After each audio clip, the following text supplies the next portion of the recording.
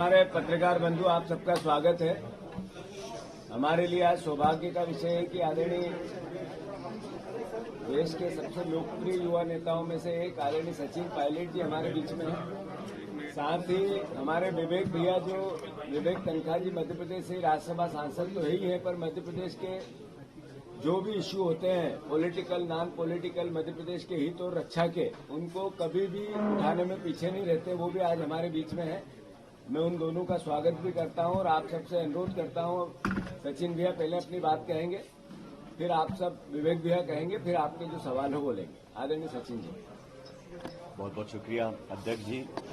साथियों, जैसा जीतू पटवारी जी ने बताया, आज सम्मानीय विवेक तनखा जी, जो सही मायने में मध्य प्रदेश की वकालत करते हैं सदन के अंदर, राज्यसभा में और कोर्ट कचहरी में भी, आज विवेक तनखा जी और मैं और जीतू भाई, हम सब मध्य प्रदेश में जो उपचुनाव हो रहे हैं उसमें अपनी कांग्रेस पार्टी के प्रत्याशियों के लिए प्रचार करने के लिए आए हैं। असल बात यह है कि मध्य प्रदेश में जब से चुनाव हुआ है, नई सरकार बनी है, तो सरकार के गठन के बाद जिन उम्मीदों को लेकर जनता ने वोट डाले थे, जिन मोदी गारंटीज को और जिन मैनिफेस्टो को लेकर जनता के बीच में गए थे, इन 11-12 महीने में किसी सूरत में भी इस नई सरकार ने उन वादों पर खरा उतरने की कोशिश भी नहीं करी। अगर सरकार सच्चे मन से कोशिश करती और नाकाम रहती, हम समझ सकते थे। लेकिन मुझे लगता है कि यहाँ पर सिर्फ और सिर्फ संरक्षण देने का काम कर रहे हैं। जो पहले से लोगों का एक शिकंजा था, सचिवालय से लेके ठेकों पर, व्यवसाय करने वालों पर, जो लोगों की गठजोड़ से जो संपत्ति को अर्जित करने का जो काम करते थे, उसी सिंडिकेट को आगे बढ़ाने का ये काम कर रहे हैं। हर क्षेत्र में देखता हूं मैं, मध्य प्रदेश में सिर्फ प्रचार प्रसार, अखबार और फोटो छप रही हैं, लेकिन धरातल पर ग्रामीण क्षेत्रों में विकास ठप है। लॉ एंड ऑर्डर बिल्कुल चरमरा गया है और वही माफिया आज भोपाल सचिवालय में काबिज है जो पहले था। तो इस सरकार में, क्योंकि अब सत्ता के केंद्र बहुत सारे हो गए हैं, इसलिए खिंचाव और तनाव सत्ता में भी है, प्रशासन में भी है, उसका खामियाजा प्रदेश की जनता को उठाना पड़ रहा है। जहां तक देश की बात है, आप सब जानते हैं कि 4 जून 2024 में जो परिणाम आए लोकसभा के, और जो लोग दावा करते थे 300 पार, 400 पार, 500 पार, उनके घमंड और अहंकार को देश की जनता ने एक करारा जवाब दिया। एक खंडित जनादेश आया और किसी भी दल को बहुमत नहीं मिला लोकसभा के अंदर। भाजपा ने 2-2 बैसाखियां लेकर सरकार का निर्माण किया है दिल्ली में, लेकिन राहुल जी नेता प्रतिपक्ष बनने के बाद जिस प्रकार से उन्होंने सरकार की जवाबदेही तय करी है और पार्लियामेंट के अंदर, पार्लियामेंट के बाहर सरकार को अनेकों बिल लाकर वापस अपने हाथ खींचने पड़े हैं, वो उनकी व्यवस्था को दिखाता है। बजट में जो लाखों करोड़ रुपए दिए हैं 2 राज्यों को, हमारा कोई विरोध नहीं है बिहार के भाइयों के साथ या आंध्र के लोगों के साथ, लेकिन पॉलिटिकल दृष्टिकोण से जो लोगों को साधने की कोशिश की है वो जग जाहिर है। मध्य प्रदेश के लोगों ने, राजस्थान के लोगों ने क्या गुनाह किया था जो केंद्रीय बजट में लाखों करोड़ आपने सिर्फ बिहार आंध्र प्रदेश को दिया? वो राजनीतिक मजबूरियां थी। तो ये व्यवस्थाएं आप सामने दिख रही हैं और केंद्र सरकार का भी मैंने रवैया देखा है सरकार बनने के बाद, बैकफुट पर है। 10 साल से सरकार चलाने के बावजूद भी आज भी वो जब मौका मिलता है वो नेहरू जी, इंदिरा गांधी जी और कांग्रेस सरकारों को दोष दे रहे हैं।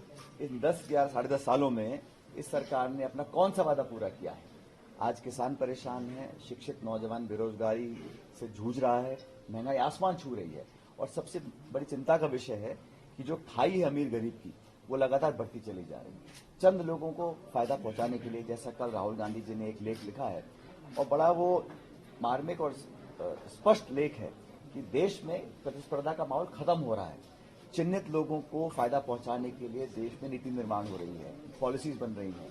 तो हवाई अड्डे, कारखाने, गोदाम, बिजली घर, पोर्ट्स, रेलवे, सब चंद लोगों को देने का काम सरकार ने किया, और जो वंचित वर्ग रहा, गरीब किसान, उनको हमेशा नजरअंदाज किया है सरकार ने। तो मैं ऐसा मानता हूं कि भाजपा का देश भर में जो ग्राफ था वो डाउन जा रहा है।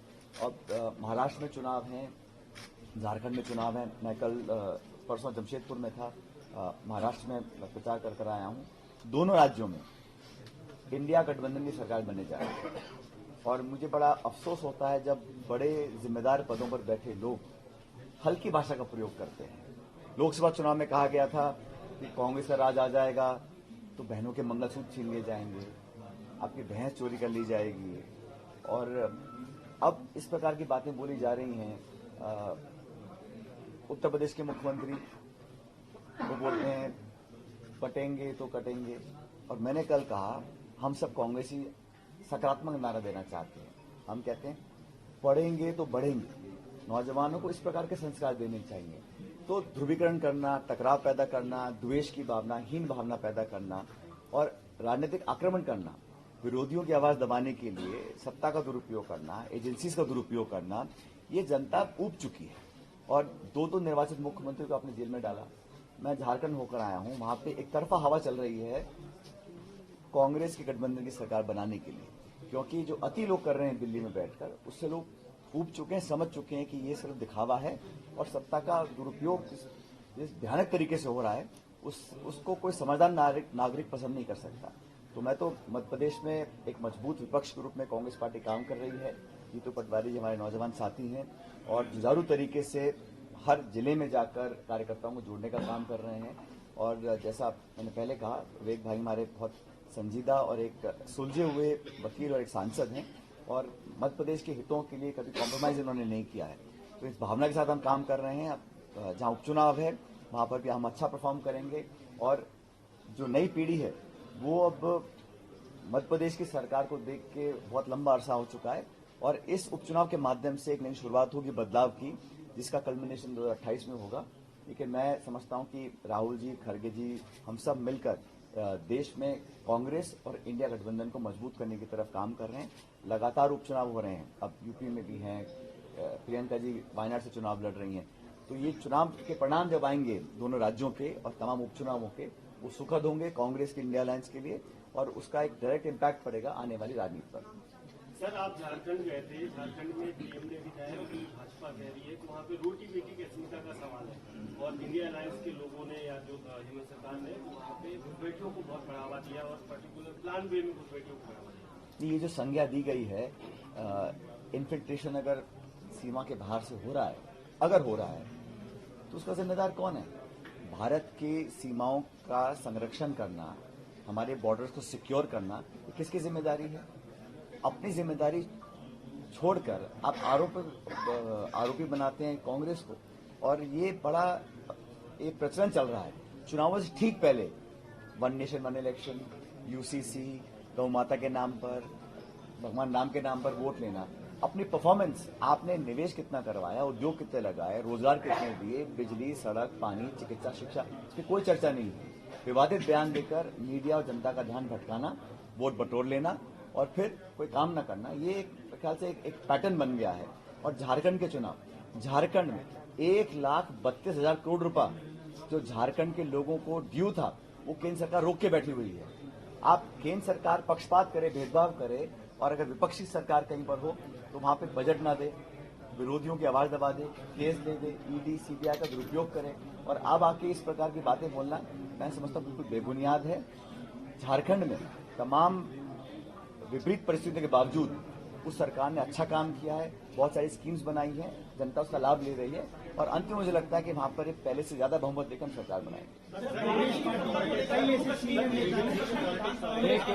कांग्रेस पार्टी में कई जिन्हें बहुत सारी जिम्मेदारियां मिली, कांग्रेस पार्टी में कई पद मिले, वो कांग्रेस छोड़कर बीजेपी में गए और अब वो कांग्रेस पर हमले कर रहे हैं। मध्य प्रदेश में बड़ा उदाहरण है। ऐसे नेताओं के लिए आप क्या कहेंगे? अरे बहुत सारे नेता पार्टियां छोड़ते हैं, पार्टियों में आते हैं चुनाव से पहले, ये कोई बहुत बड़ी बात तेरे नहीं।